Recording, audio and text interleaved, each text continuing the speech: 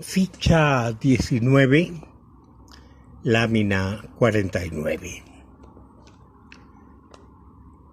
En la lámina 49 vamos a ver cómo esta alma identitaria se está haciendo particular en el sentido de etnia. Dijéramos que a la derecha está representada, pero ya no bajo el patronazgo general de Quetzalcóatl de toda la humanidad. Aquí tenemos el alma identitaria de una mujer mexicana, de una mujer mexica. ¿Por qué lo sabemos? Porque el dios patrono lo conocemos, es Huitzilopochtli. Es el dios que lleva sobre la espalda, no lleva puesto el yelmo, pero lleva sobre la espalda un yelmo de un colibrí, o sea, Huitzilin, que es colibrí. Entonces, esta mujer está hecha propiamente con una porción del propio cuerpo del Dios. Entonces, ella es una parte del Dios. Por eso es precisamente mexica, porque pertenece al dios Meshi, que es otro de los nombres de Huitzilopochtli. En la siguiente lámina tendríamos que existe la humanidad.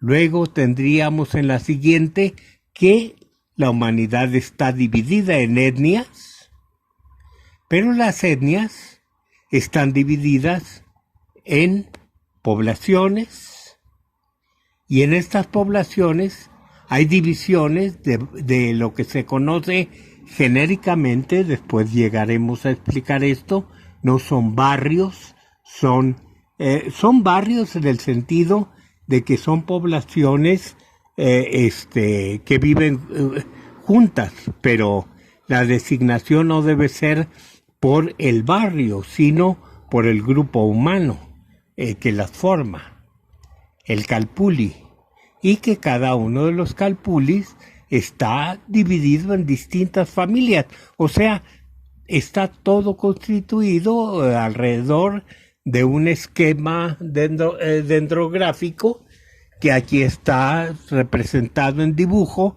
en una forma muy simplista, pero de todos modos indica cómo se van dividiendo de un tronco común hacia la punta de las ramas. Es como un gran árbol. ¿Qué es lo que pasa con el patronazgo? Ahora vamos recorriendo también lo que en cada uno de los casos, pero antes volvamos a esta idea de la fusión y la fisión de los dioses. Un dios puede dividirse, o sea, fisionarse en distintos dioses. Aquí tenemos un ejemplo. Quetzalcóatl se puede dividir en el señor del viento, Ejecatl, que es el de arriba, un señor frío, y otro señor que es muy caliente, muy militar, incluso muy belicoso. Recuerden todo lo que vimos anteriormente de Venus como atacante.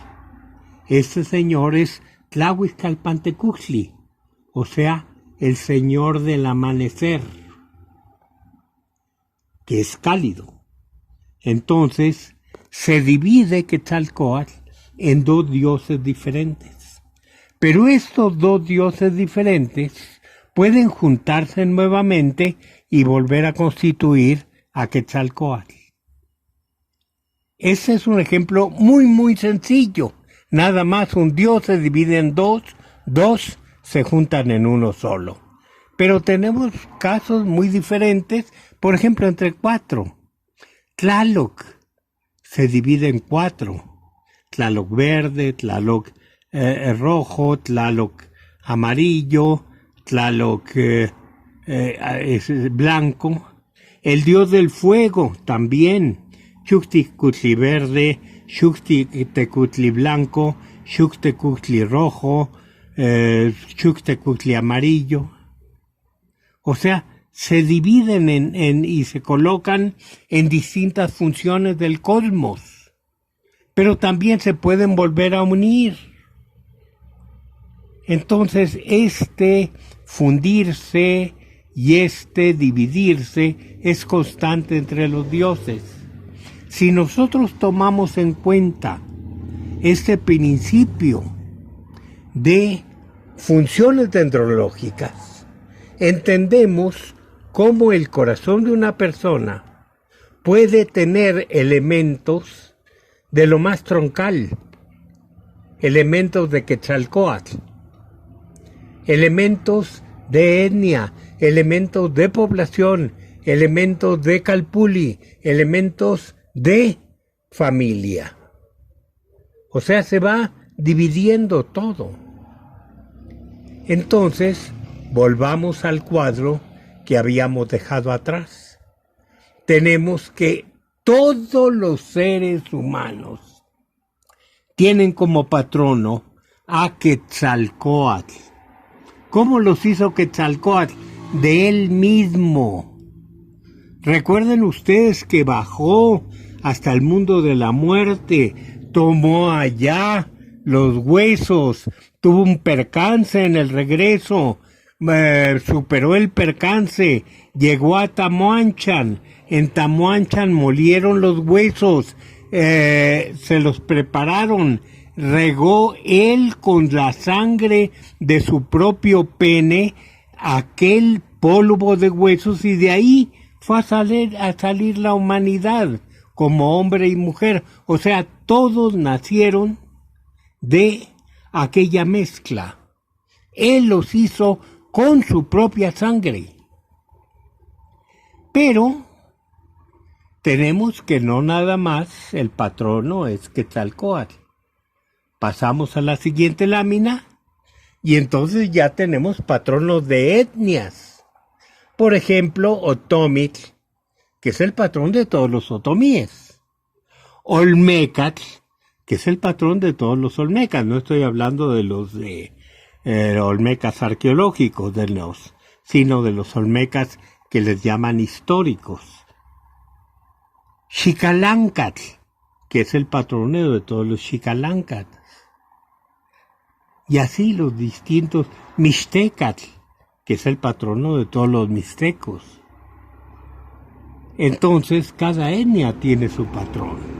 Y aquí tenemos representado gráficamente a Otomitl. Pasamos al Altepetl. Y tenemos también que cada Altepetl tiene distintos patronos. Tenemos el Altepetl, que está bajo el patronazgo de Tezcatlipoca, otro que está bajo el patronazgo de Tepoztecatl, otro que está bajo el patronazgo de Mixcoatl o Camastli. Y en la imagen pongo de ejemplo al dios patrono de Tepoztlán. El patrono de Tepoztlán se llama Tepoztecatl. Es uno de los señores del pulque. Está caracterizado por este escudo cuadrado que tiene en el centro la imagen de la luna. Y lleva su hacha. Y aparte su propio nombre es el del hacha. El del lugar del hacha. ¿Cuál es el lugar del hacha? Precisamente Tepoztlán. Luego tenemos que dentro de cada población hay una división por calpulis. Y está el calpuli de Coyotinahual, que era de artesanos, de Macuiltochtli, de Tizahua, dentro de la Ciudad de México, son esos tres. Y tenemos el dibujo del patrono, en este caso particular, Macuiltochtli. Y así tendríamos, por ejemplo, en Chiapas, cada familia tiene su patrono en la actualidad. Ahora, ¿esto es totalmente mesoamericano? No. Tenemos que considerar que como muchas de las tradiciones, de las instituciones, de las creencias que consideramos mesoamericanos, son comunes con otros pueblos indígenas. Y hay que ver principalmente lo que sucede en el mundo andino. Entonces, en la siguiente lámina, en la 60, vemos una de las calles de Cusco que tiene como característica que toda la parte baja de esta cuadra son los restos perfectamente embonados, grandes monolitos embonados, son los restos de edificaciones anteriores a la conquista. ¿Y qué es lo que nos dice uno de los informantes antiguos, de los grandes autores antiguos? Me refiero a Garcilaso de la Vega, nada más que no al dramaturgo, sino al indígena,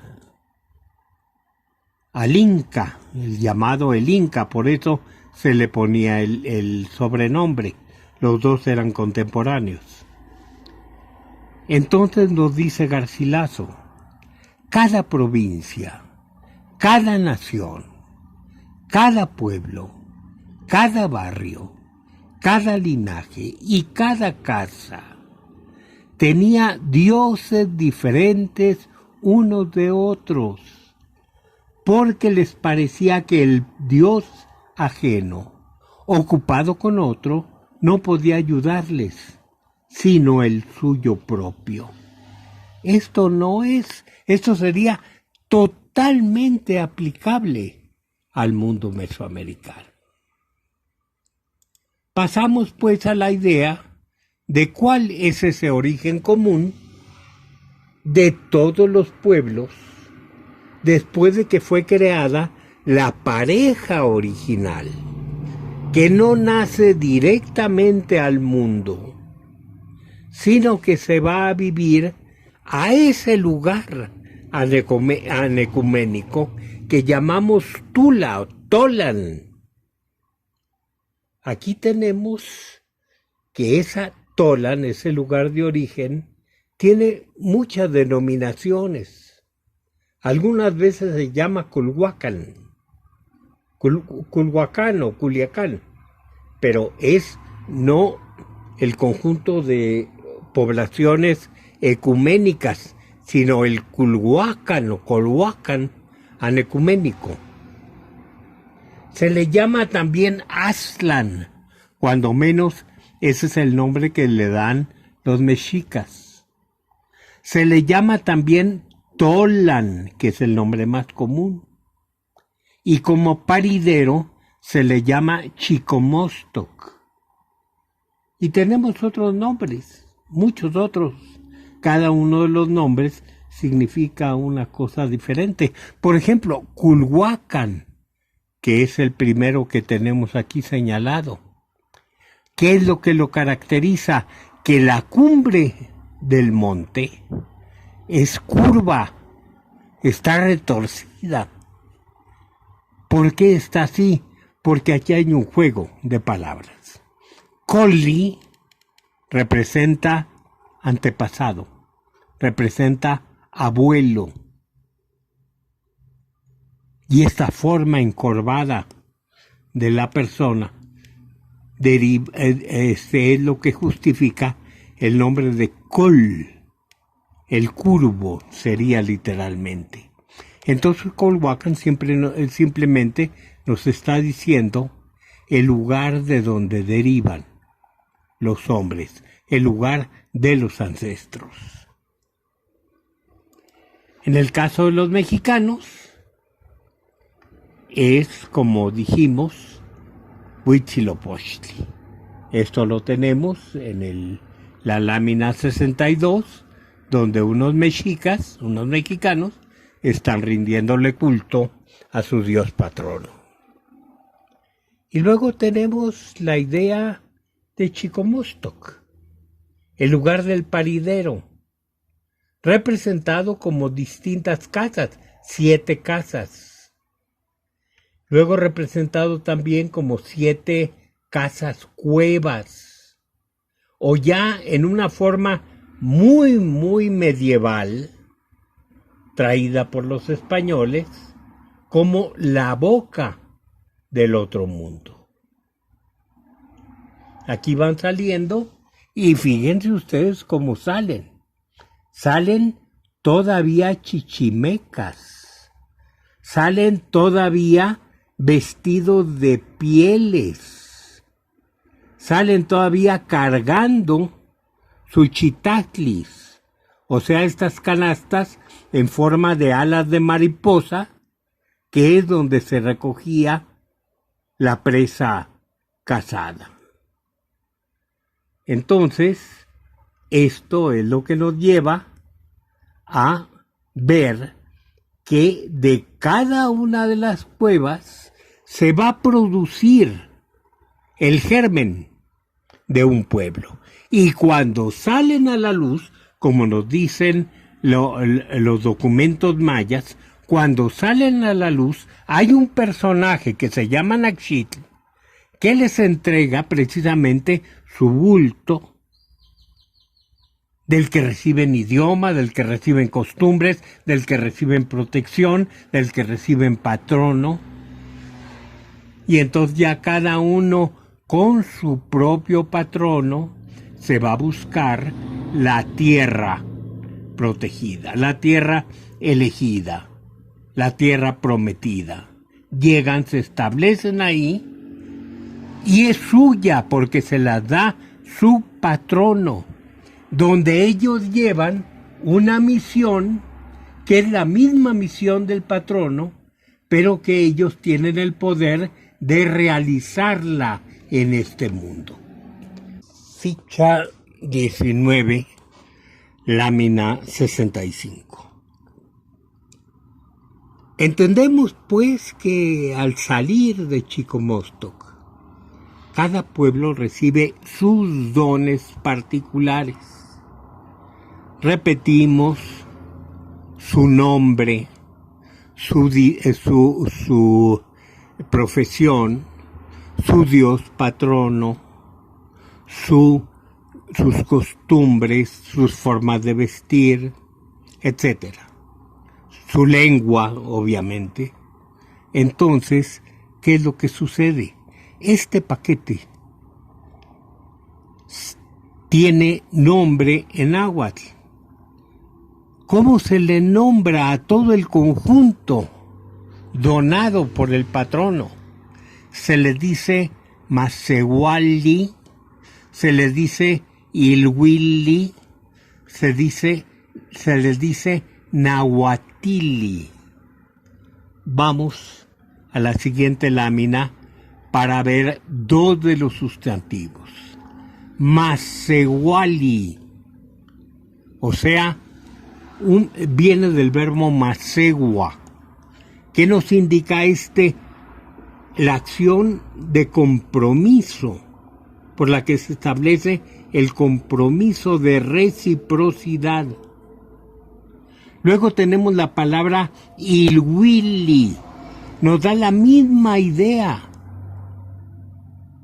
Tiene esta partícula que a la que me he referido como retorno, y que en esta forma verbal que luego se hace sustantivo significa hacer el retorno, o sea, la reciprocidad, mientras que el tercer término es muy diferente, es nahuatili, que quiere decir propiamente la sujeción a través de una norma, el compromiso, la ley. Entonces, entre las dos nos están diciendo claramente de lo que se trata. El hombre recibe, los pueblos reciben algo, pero este algo es precisamente su compromiso con un ser de reciprocidad. Y este compromiso es con el patrono. Ellos mismos son parte del patrono. Son una forma mundana del patrono. Y la reciprocidad debe establecerse de dos maneras, entre cada uno de ellos y sus semejantes. O sea, reciprocidad comunal, reciprocidad humana y reciprocidad más allá de lo humano, que es la reciprocidad con la persona divina que los ha creado. Pasamos a la siguiente lámina, que simplemente es una referencia al don que le hace el Dios patrono en su figura de águila blanca que los acompañaba a los mexicas. Hay una cosa que tenemos que aclarar. Originalmente los mexicas no creían que estaban destinados a la guerra. Ellos pensaban que habían recibido las armas necesarias para dedicarse a la caza y a la recolección lacustres. Entonces, propiamente la herencia que les dé el Dios, aunque aquí no está representada, pero sí en muchas ofrendas del Templo Mayor, por ejemplo, la herencia consistía también en el minacachali, que era un dardo especial con 3 puntas propio de los cazadores lacustres, de los cazadores de aves. Entonces, ellos principalmente tenían esa misión en el mundo: cazar y recolectar bienes lacustres. ¿Qué es lo que pasa? La historia los cambia. La historia los hace conquistadores, los pone en una posición de convertirse en un pueblo hegemónico. Y entonces cambian sus mitos. Y empiezan a surgir las versiones, obviamente, de que la herencia fue precisamente las armas para conquistar otros pueblos, tal como lo tenemos en la historia que nos deja en náhuatl, escrita en náhuatl, Cristóbal del Castillo, en que nos dice que el compromiso con el patrono es conquistar otros pueblos. O sea que los mitos cambian de acuerdo con las condiciones de la historia. En la lámina siguiente, en la 68, tenemos ilustraciones tanto referentes a mexicas como a tarascos. Abajo la relación de Michoacán, arriba el Códice Mendocino, donde estamos viendo cómo cada padre hereda a sus hijos la profesión. Es clarísimo esto. El fundidor, que es este señor que está soplando con una caña para avivar el fuego y que está fundiendo metal precioso según el glifo que está señalado ahí, ese platero tiene como hijo otro platero. El lapidario, que es el que se dedica a la talla de piedras finas, tiene hijo que tiene que dedicarse a ser lapidario. El que hace mosaicos de plumas tendrá un hijo que seguirá sus pasos. Y se van formando gremios como los tenemos señalados abajo en la relación de Michoacán. Una de las tragedias que es muy recientes es el caso de una profesión que requiere muchos años para ser enseñada, la de maracame entre los huicholes. ¿Qué es lo que sucedió? Uno de los maracames estaba enseñando a su hijo a sucederlo, a ser maracame. El hijo ya era un hombre grande, cuando fue asesinado. Se quedó él sin posibilidad de tener un sucesor, y eso es una carga cosmológica demasiado grande. Pasamos a la siguiente lámina, que es la 69, donde se habla de la organización social básica que es el Calpulli. Aquí hay que reconocer en primer lugar, según aparece en la lámina 70, que hay dos interpretaciones bastante diferentes. Por un lado, Pedro Carrasco, Luis Reyes García y muchos otros sostienen que el Calpulli es una institución que perdió sus raíces étnicas y se convirtió, ya en época mexica, en una demarcación propiamente administrativa del reino. O sea, ya no hay ligas étnicas, ya no hay ligas gentilicias. ¿Qué pasa? Simplemente se burocratizaron y ya los mexicas no tenían esa ascendencia religiosa provocada por su conciencia de etnia y su conciencia de pertenencia a un dios patrono. ¿Cuál es la otra corriente? La de Víctor Castillo Farreras, la mía y la de otros también, que hemos sostenido que las raíces étnicas del Calpulli no solo no se perdieron, sino que fueron base de su vida comunal y política, y podemos decir que siguen siendo hasta el presente en muchas comunidades la base de organización.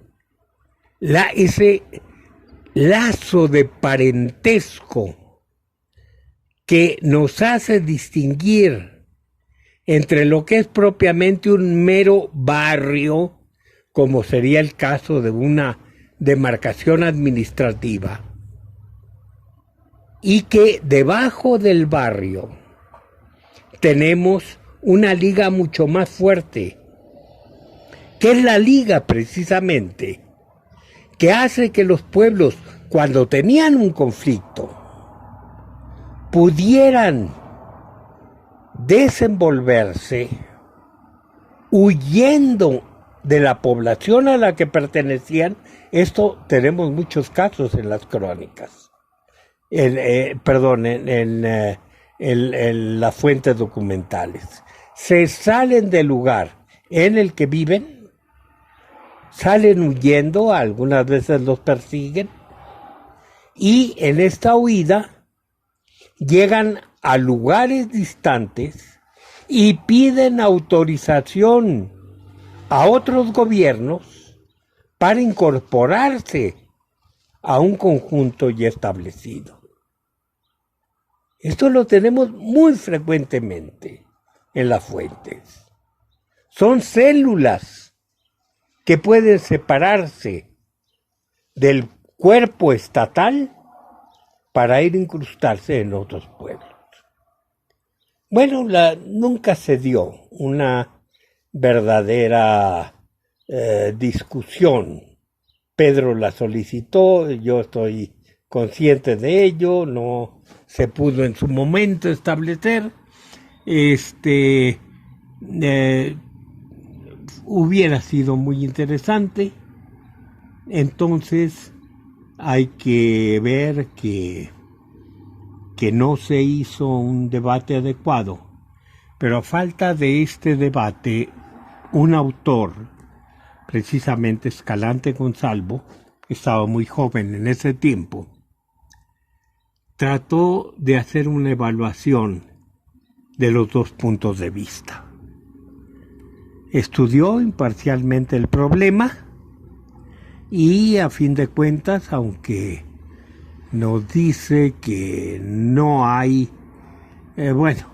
habla de pros y contras de los dos lados, pero a fin de cuentas, en 1990, él dio como fallo que los que teníamos razón éramos los que sosteníamos que se habían conservado los fundamentos étnicos.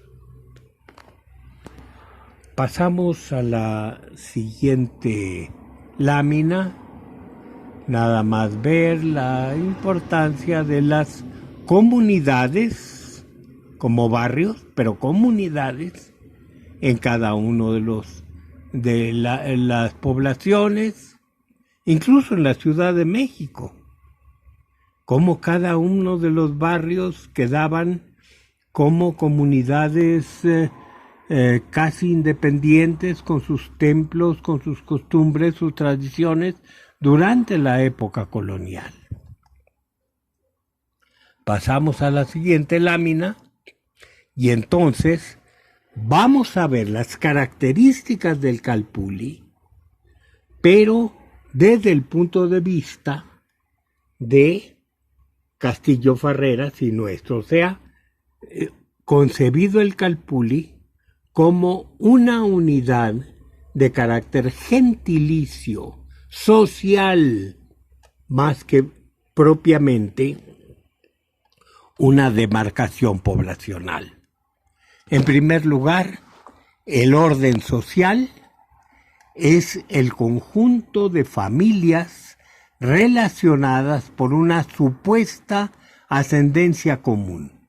De acuerdo con Chimalpain, los Calpullis migrantes tendrían alrededor de 1.500 individuos cada uno. Esto no se puede calcular bien, pero bien, en fin, es una idea. El régimen era preferentemente endogámico. Sí reconocemos que conforme se urbanizan, se vuelven más exogámicos. Esto es natural. Por sobre todas las prohibiciones, por sobre todas las costumbres, la historia de Romeo y Julieta no es particularmente de la península itálica, es de todo el mundo. Si jóvenes masculinos, jóvenes femeninas se encuentran, las prohibiciones pues a veces tienen que ser superadas. Volvemos a la lámina 72 de la ficha 19, una lámina ya iniciada. Es la segunda característica general del Calpulli. Se refiere a religión y régimen escolar. La ascendencia común se remontaba a un dios patrono que se confundía con el primer antepasado del grupo. O sea, es la misma idea que William Holland nos está refiriendo para los actuales pobladores de los Altos de Chiapas. Es lo mismo el dios patrono que el antepasado del grupo. Entonces, el patrono recibía el nombre de Calpulteotl y se identificaba con el primer antepasado que se llamaba Tlacaxinachtli, o sea, la semilla humana. Después de esto tendríamos el Calpulli. El Calpulli administraba su culto religioso interno y además contribuía y participaba como una unidad en las fiestas generales del Tlahtocayotl. Como hemos dicho anteriormente, las escuelas servían, los templos servían como escuelas. No había una separación tajante entre la educación y la ordenación religiosa. Entonces, cada uno de los Calpullis administraba sus propias escuelas internas. Cada uno de los Calpullis tenía sus fiestas internas dedicadas al Calpulteotl o a las fechas que les correspondía a ellas en su demarcación. Pero todos, aparte, estaban obligados con el culto general de la ciudad. Tenían que participar en las grandes fiestas generales de toda la ciudad. Era una doble dependencia. Vamos a suponer qué sucedía con los cautivos de guerra. Se iban a la guerra, traían sus enemigos cautivos y estos iban a ser dedicados como víctimas a determinados dioses, pero no necesariamente tenían que morir en el momento en que llegaban las tropas con ellos. ¿Qué se hacía en ese caso desde el punto de vista económico? ¿Quién iba a mantener a aquellos hombres mientras llegaba la fecha de su sacrificio? Bueno, era un tributo que tenían que pagar los distintos Calpulli, manteniendo a los cautivos durante un tiempo que les señalaba el Estado. Toda la organización estatal de la religión. Otra cosa, la residencia. Los miembros del Calpulli vivían por lo regular, por lo general, en un solo barrio. Pero lo importante no era el barrio. Hasta la fecha, tenemos que en algunos lugares los barrios son discontinuos. O sea, habla uno de la gente del barrio y en algunos casos está pensando en pequeñas localidades que se encuentran muy retiradas de lo que es la población general. Y sin embargo, se consideran del Calpulli. Siguiente, la profesión. Todos los Calpulli, independientemente de que se podían dedicar a la agricultura y a otras cosas, pero tenían una unidad profesional, una actividad muy importante económica, cuyo conocimiento pasaba de padres a hijos y que hacía que había barrios de vendedores de agua, barrios de cordeleros, barrios de fabricantes de petates y de cestas, barrios de fabricantes de algún otro producto, de curtidores, artesanos de muchas especialidades distintas, cada uno en su barrio.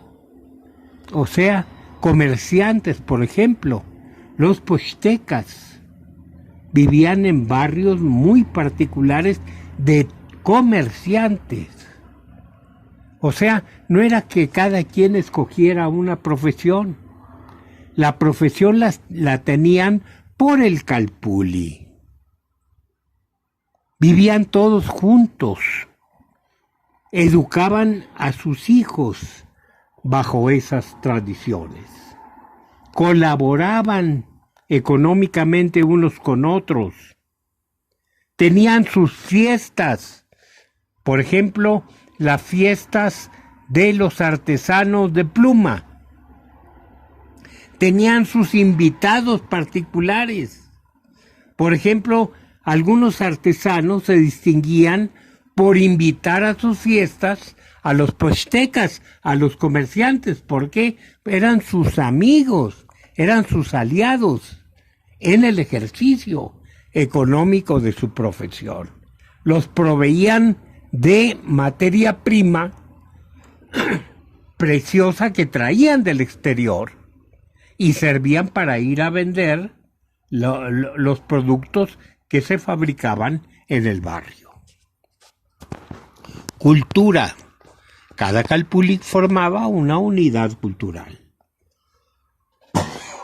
Tenemos, incluso en la antigüedad teotihuacana, tenemos claro que hay manzanas habitadas únicamente por gente que tiene costumbres vinculadas a Monte Albán. Son zapotecos. No puede decirse que sean nada más zapotecos. Son teotihuacanos de generación y generación y generación. Pero ellos conservan la tradición cultural de su origen. Siguiente, autoridades. Obviamente, tienen que tener dos tipos de autoridades. Una interna y otra externa. ¿Qué es la interna? Un consejo que está dirigido por un personaje que se llama Tiashkao, o sea, el hermano mayor. Estábamos hablando de unidad gentilicia. Estamos hablando de familia, por eso el gobernante se llama hermano mayor. Y está auxiliado por un consejo de ancianos, pero todo está sostenido por la comunidad. Pero junto a ese señor, el Tiashkao y su consejo, hay otro grupo gobernante que es el Tecuhtli y su gente. ¿Quién es este Tecuhtli? El juez. Ese quien representa a Tlahtocayotl. Este no es nombrado por el calpulli. Este se le impone el estado, el Tlahtocayotl. ¿Cómo se sostenía? Eso sí, lo mantenía gente del calpulli que se llamaba precisamente Tecaleque. Entonces, ¿para qué servían dos autoridades? Pues como aquí hay autoridad municipal, aquí hay autoridad estatal, aquí hay autoridad federal, y cada autoridad tiene su competencia. Entonces también, por ejemplo, ¿quién se encargaba del censo? Del censo se encargaba el calpulli, la autoridad interna del calpulli. ¿Por qué? Porque entre todo el calpulli pagaba los impuestos. Entonces tenían que saber qué tenía que pagar cada uno de ellos. ¿De qué otra cosa se encargaba? De distribuir las tierras. Eran sus tierras, las tierras comunales, las del calpulli, pero no los trabajaban necesariamente comunalmente. Las trabajaban comunalmente las que estaban destinadas a gastos comunales, como el caso de la manutención del Tiashkao. Pero ¿qué pasaba con las tierras que servían para mantener a cada familia? Cada familia administraba un pedazo, aunque no fuera su tierra, la consideraba como su tierra, su milpa. Pero estas las distribuía el gobierno interno. ¿Qué hacía el otro gobierno? Por ejemplo, ¿cuál era la competencia? La cuestión de los impuestos. Era el que recogía el tributo. ¿Cuál era la más importante? La función jurisdiccional. Era el juez que sentenciaba los casos más difíciles. No es la cuestión de pleitos, de familia, de problemas sencillos, correspondían a la autoridad interna, pero la externa, la de los asuntos graves, correspondían al juez impuesto por el Tlactocáyotl. Régimen tributario. Cada calpulli, como vimos antes, formaba una unidad tributaria. Y régimen militar, lo mismo. Cada calpulli era una unidad militar. Pero aquí hay que tener una cosa muy clara. El mando no se daba a la autoridad interna. El mando de la unidad de la gente del calpulli pertenecía precisamente al tecuztli o juez, a ese señor que era nombrado por el Estado. Y en esta parte suspendemos nuevamente para continuar en la siguiente etapa.